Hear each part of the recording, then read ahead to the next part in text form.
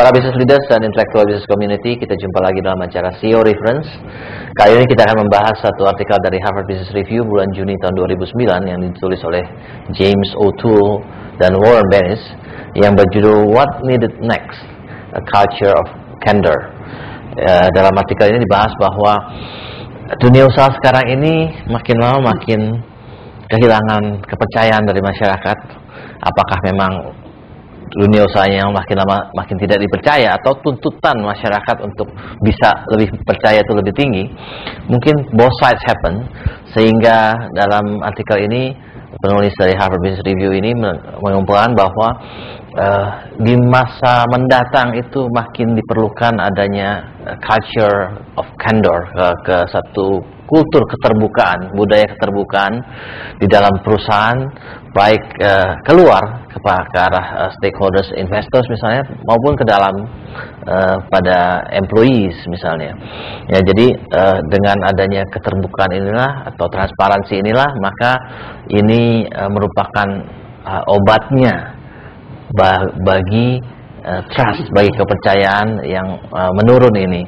Dan saya hari ini mengundang Pak Yunardi sebagai chairman dari Raja Wali Corporations, Prescom dari Raja Wali Corporations.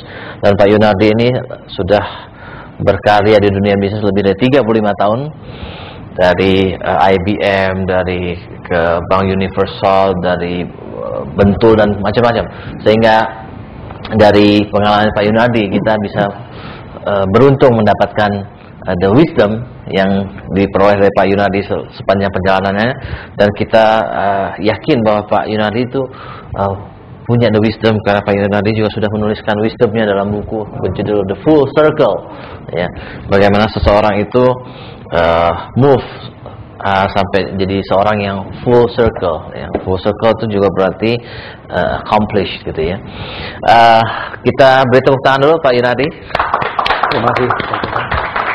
Jadi anytime para business leaders and intellectual business community want to join to raise questions or to give comments, I would like to involve you also. Ya, oke, kita langsung masuk ke dalam topik diskusi hari ini. Pak Yun, Bapak telah bekerja untuk companies so many years ya, dan has been as executives in many companies, banyak posisi prestigious juga. Of course, it means that you have been in the position of leaders so many times. Ya. Dan dari zaman dulu sama zaman sekarang, mungkin kata orang 3 generasi gitu.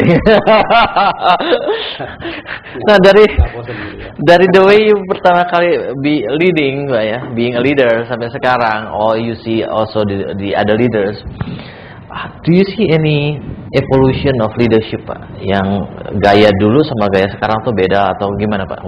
What do you think, Pak?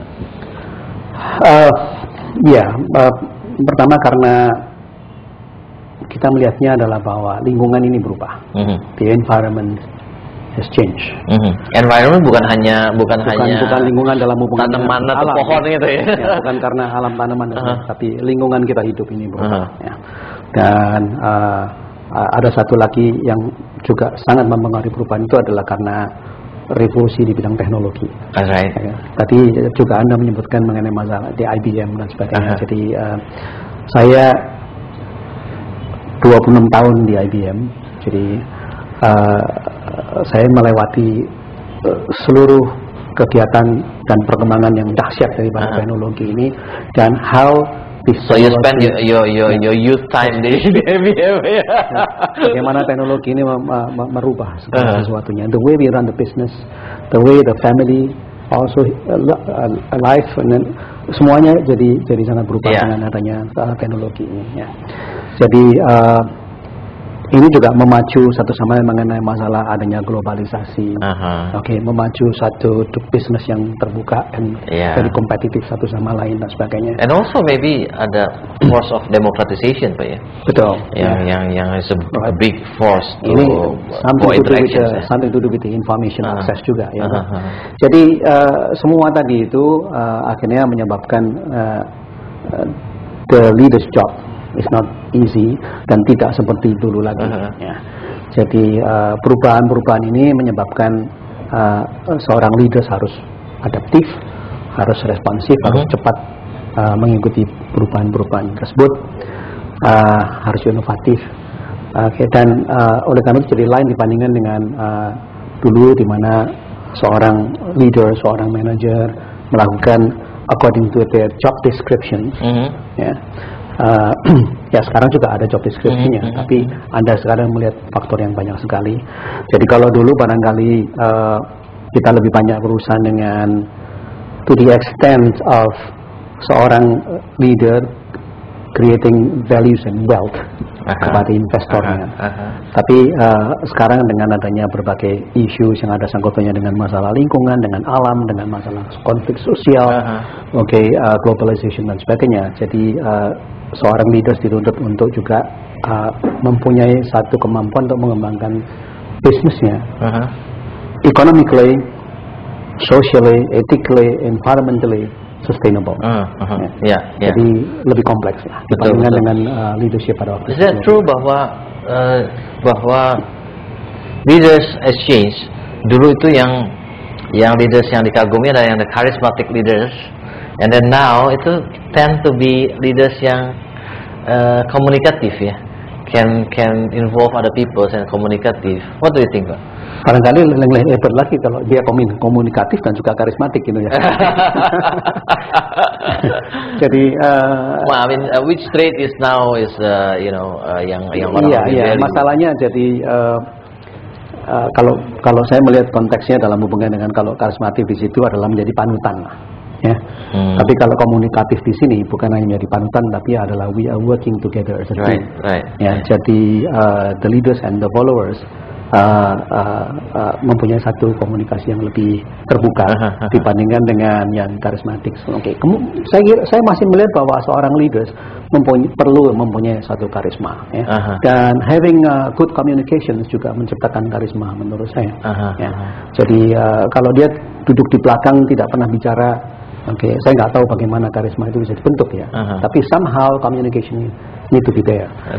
Jadi menurut saya jadi apalagi sekarang gitu ya, we are in the era of internet. Information itu adalah accessible anywhere. Sekarang persoalannya bukan tidak adanya informasi. Persoalannya sekarang itu adalah bahkan bagaimana menyaring the overloaded informations yang sekarang sudah betul. So komunikasi tidak bisa disalahkan. What I see in the social life ya, itu example misalnya dokter lah, ya. Because I'm also medical doctor lah. Let's say dokter zaman dulu kan, if you go to doctors, you cari dokter yang tua, yang mantap gitu kan, and then kalau udah habis diperiksa dikasih resep kan, habis diperiksa kasih resep, and then kalau mau tanya-tanya dokternya bilang udah nggak usah tanya-tanya, kalau nggak suka, kalau nggak percaya nggak usah datang lah gitu. Betul. Dan justru makin begitu pasien makin bilang the dokter hebat nih gitu kan. But now kalau dokter kayak gitu rasanya nobody wants to go to the doctor. Ini saya manusia atau kambing nih gini gitu kan. Nah jadi dokter yang sekarang itu dokter yang have to be communicative. Kalau dia tuh play the role as dia punya karisma, mungkin it's not working anymore gitu ya. They has to be able to explain gitu ya, karena dengan demikian orang lebih acceptable. Mungkin ini juga tergantung socio-economic class-nya juga sih ya. Tapi we are talking about the trend of yang higher society gitu ya. Itu sebabnya kan lalu kemudian banyak orang yang berobatnya ke Singapura. Iya. Karena salah satu, betul. Salah satu dari faktornya itu adalah mungkin dokter kita di sini tidak sabar, tidak, mungkin juga sikapnya tidak memberikan informasi karena dianggap tidak perlu. While we need it, ya. Kalau di sana dokternya ngomong terus gitu. Bahkan kadang-kadang tidak jelas, mungkin juga bagian marketing malah. Ya. Yang diomongin juga belum tentu benar, Pak ya.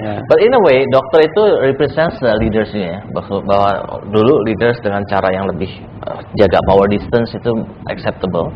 Sekarang leaders itu have to communicate well gitu ya. Jadi dokter juga represents sebenarnya di company itu leaders gitu ya.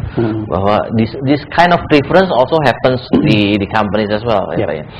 And as the James O'Toole and Warren Bennis ini bilang bahwa we need more candor, we need to more transparency, ya. Dan bahwa transparansi and candor di dalam corporation ini sekarang masih belum cukup. Ya. Itu di Amerika. Ya. How about di Indonesia, Pak? Do you think itu lebih parah ataupun actually Indonesia jauh lebih terbuka dibandingkan di Amerika, Pak? Saya kira begini, mungkin terbuka dan tidak terbukanya saya tidak begitu pasti apakah ini karena Western culture-nya. Paradigma yang paling pertama menurut saya adalah how the company atau how the leaders look at the employee. Apakah karyawan ini adalah liability? Ini adalah orang-orang yang saya gaji. Jadi saya menghitungnya adalah cost expense. Atau orang-orang ini adalah aset. Nah, ini juga bisa dilihat kadang-kadang kalau kita melihat suatu perusahaan, suatu organisasi, dan di mana organisasi atau unit yang berurusan dengan employees itu berada. It can be as simple as personal administration saja. Ngurusinnya itu gaji, overtime, yang gitu-gitu itu ya. Organisasi yang lebih besar sudah mulai menggunakan human resource management, lalu kemudian human resource development. Belakangan dan saya juga menggunakan istilah adalah human capital division, ya. Karena kita menganggap bahwa itu aja bisa show the difference. Walaupun company, itu kadang-kadang mungkin cuma nama doang ya. Iya, bagaimana company tapi itu sendiri human resources ya, Pak.